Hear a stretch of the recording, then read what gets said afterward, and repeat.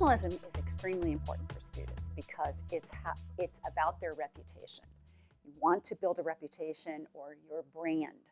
You want to build trust. You want to be someone that others can see in you and interact with you in a way that causes them to want to do that. And that's what professionalism is all about. Does the person want to be on your team? Will they promote you even when you're not there? Do they trust you? Those are all components of professionalism, which are very important to students and graduates and anyone in the business world, in the working world, in any capacity, is to be seen as professional. I would describe professionalism in terms of probably 3 areas. I would say accountability, consideration, and integrity. I think accountability, you want to be on time, be organized, dress appropriately, manage your time so that you're there, and all of those ways that you're showing that you're a professional person.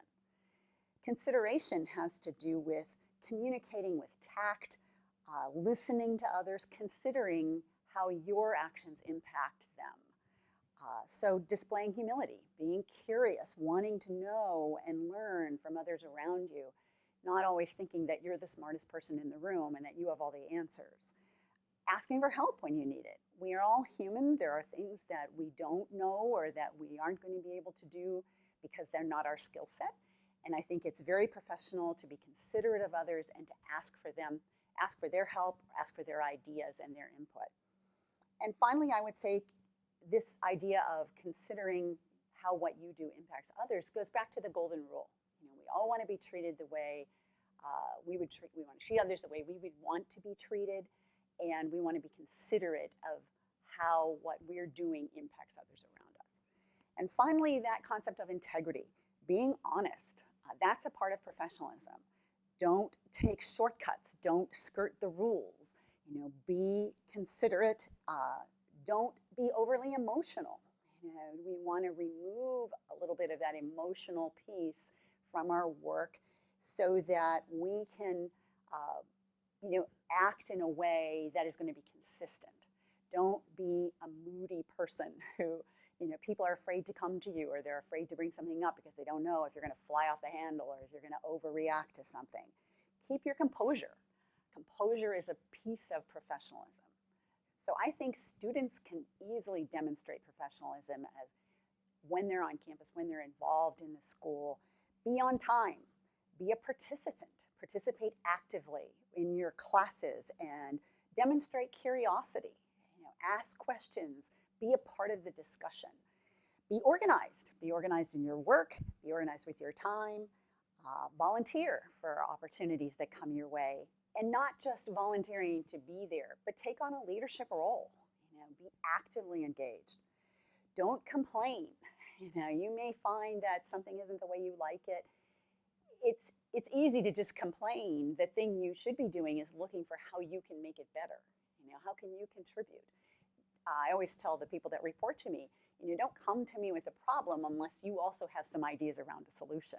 And that's what students can do and demonstrate in their roles on campus and in their classes.